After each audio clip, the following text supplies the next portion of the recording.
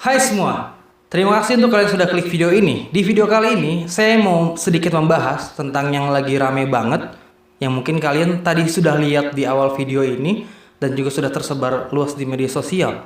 Sebenarnya kenapa sih kok orang-orang di Afghanistan saat ini, itu banyak yang chaos, banyak yang mencoba melarikan diri dari sana. Saya di sini akan bahas sedikit saja garis umum sejarahnya bagaimana, kenapa ya ada konflik di sana, hanya garis umumnya saja. Jadi ya selengkapnya deh tentang dunia. Kalau kita tarik sejarahnya 30 tahun yang lalu, Rusia ataupun komunis itu menguasai Afghanistan. Tentara-tentara Rusia dibawa ke Afghanistan dan membantu pemerintahan di sana. Akan tapi ini juga sempat kolaps ketika ada kelompok mujahidin yang dibantu oleh Amerika menumbangkan pemerintahan komunis tersebut. Nah, setelah mujahidin ini berkuasa, tidak lama berselang juga ada kelompok lain, kelompok konservatif yang menggulingkan pemerintahan mujahidin ini juga, Taliban. Taliban sempat berkuasa di tahun 96 sampai 2001, dan 2001 inilah yang sangat menentukan kenapa sebenarnya yang terjadi di Afghanistan ini. 11 September 2001, serangan teror di Amerika Serikat menewaskan kurang lebih 3.000 orang. Teror ini melalui pesawat yang dibajak yang ditabrakkan ke World Trade Center. Ada yang ditabrakkan juga ke Pentagon di Arlington Country, ada yang ke Virginia, sedangkan pesawat keempat juga ini ada yang jatuh di lapangan Pennsylvania.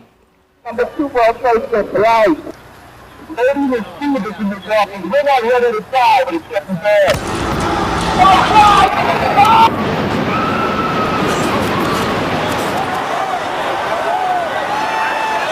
Osama bin Laden, seorang pemimpin Al-Qaeda yang saat itu, langsung dinyatakan sebagai dalang di balik semua ini. Dinyatakan sebagai pihak yang bertanggung jawab. Taliban, yang saat itu adalah kelompok ataupun yang berkuasa di pemerintahan Afghanistan. Osama bin Laden ke sana. Dan Taliban ini melindungi Osama bin Laden. Amerika meminta Taliban untuk menyerahkan Osama bin Laden, akan tapi adat orang Afghanistan saat itu adalah nggak akan nyerahin tamunya dan akan melindungi tamunya. Sebenarnya sesimpel itu. Ya karena Taliban ini nganggap Osama bin Laden ini ya cuma tamu mereka. Jadi ya tamu ini nggak akan semerta-merta dia serahin aja ke Amerika gitu. Sebulan setelah kejadian 9 September 2001 ataupun lebih dikenal dengan tragedi 9/11. Amerika Serikat melancarkan serangan ke Afghanistan dengan tujuan adalah menghancurkan Al-Qaeda dan juga Taliban yang mencoba melindunginya. On my orders, the United States military has begun strikes against Al-Qaeda terrorist training camps and military installations of the Taliban regime in Afghanistan. Terus apa yang terjadi setelah itu? Dalam kurun waktu 2 bulan aja saat itu banyak negara yang membantu Amerika, negara-negara sekutu dan juga pihak-pihak yang pro dengan Amerika di Afghanistan juga ini membantu untuk menggempur habis Taliban. Sampai akhirnya ya rezim itu jatuh dan Taliban ini dikabarkan para kelompoknya ini pada melarikan diri ke Afghanistan. Ke Pakistan. Mirip-mirip. Akan tapi setelah itu Taliban nggak lenyap, Taliban tetap ada, bahkan mereka walaupun mereka terpencar-pencar saat itu, mereka tetap masih eksis dan masih mendapatkan pendapatan jutaan dolar dari pajak, upeti pajak ataupun dari yang lain-lainnya. Nah, di tahun 2004, pemerintahan baru Afghanistan, dukungan dari Amerika, buatan Amerika ini terbentuk.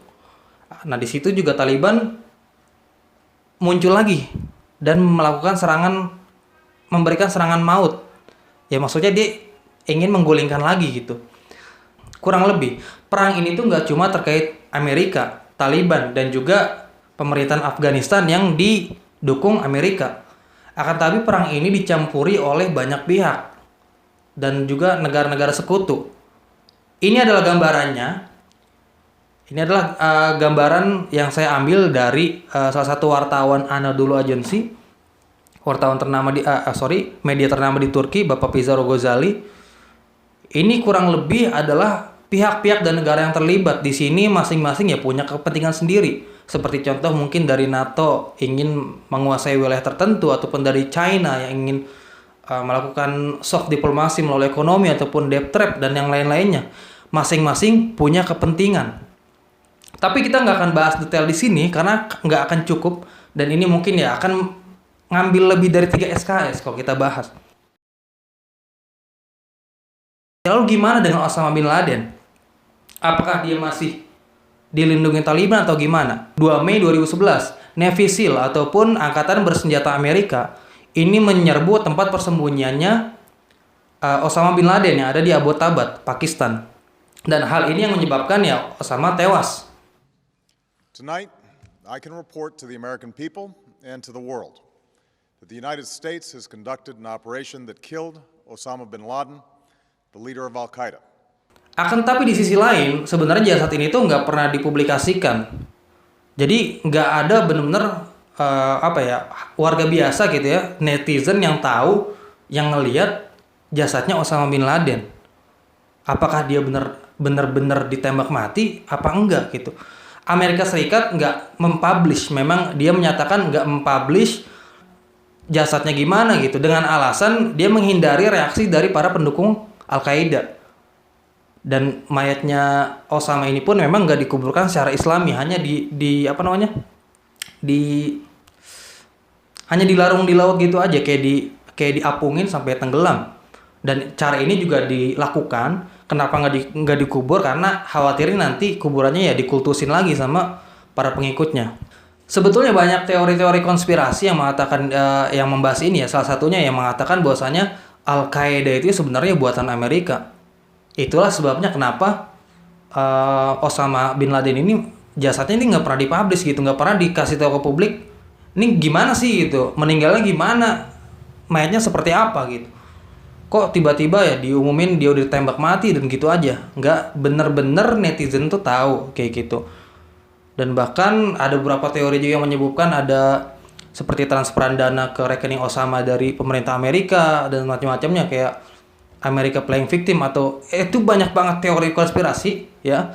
Mungkin lebih detailnya kalau mau seru-serunya teman-teman bisa baca, banyak sekali sumbernya, tapi memang ya banyak sumber-sumber yang memang lebih pro ke Amerika, banyak sumber-sumber juga yang pro ke Taliban. Tapi faktanya ya seperti itu. Jasadnya Osama ini nggak pernah ada orang yang tahu gimana ketika dia meninggal. 2018 sebetulnya Amerika sama Taliban ini udah kayak saling komunikasi. Dia pengen benar-benar yang mengakhiri perang. Udah hampir 2 dekade gitu kan. Udah hampir 20 tahun, kayak udah sama-sama lelah juga. Sempat ada itikat baik seperti itu. Sampai akhirnya di Februari 2020 Amerika Serikat ini ya menandatangani perjanjian dengan Taliban. Nah, menurut kesepakatan itu Amerika Serikat sama sekutunya dan juga NATO ini sepakat untuk mengakhiri peperangan dengan syarat Taliban ini nggak boleh membiarkan Al-Qaeda ini beroperasi di wilayah kuasanya seperti itu. Dan imbalan untuk Taliban nanti sanksi-sanksi yang sebelumnya diberikan PBB dan lain-lainnya itu akan dibebaskan gitu. Dan setelah perjanjian ini hampir sekitar 5.000 anggota militer Taliban ini dibebaskan. Jadi ya tahanan Taliban dibebaskan, tahanan Amerika dibebaskan, semuanya saling membebaskan. Di bulan April juga Presiden Joe Biden mengumumkan akan mengakhiri perang. Ya perang terpanjang ya, yang dianggap nih perang selamanya. Kalau nggak diakhiri ya nggak akan berakhir gitu. After 20 years, I've learned the hard way that there was never a good time to withdraw U.S. forces. Sebelumnya ini ya Joe Biden ini ingin mengakhiri selambat-lambatnya 11 September. Jadi kayak biar pas gitu, 20 tahun. 11 September 2001 akan diakhiri 11 September 2021. Apakah ini konspirasi atau hanya sensasi? Tapi ya yang jelas itu di luar dugaan ya. Karena banyak pakar tuh yang menganalisa ini kayaknya bener, kayaknya masih meragukan gitu. 11 September perangnya berakhir, tapi ternyata warga nih kaget, para pakar ahli kaget, ternyata lebih cepat. Bulan Agustus belum habis, perangnya udah berakhir. Tentara Amerika sebagian sudah ditarikin semua. Disisain beberapa aja yang ada di Afghanistan untuk menjaga warga Amerika dengan selamat biar bisa pulang ke negara masing-masing dan juga untuk negara-negara sekutunya.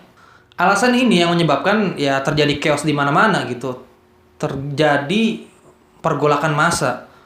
Bahkan yang sempat kayak yang kalian lihat di awal video tadi ya, bahkan ada orang yang panik berhamburan di bandara Kabul, di berbagai tempat lainnya. Ya mereka ini orang-orang yang udah skeptis, yang udah pesimis lah, yang nggak percaya lagi kalau Taliban memimpin ataupun berkuasa.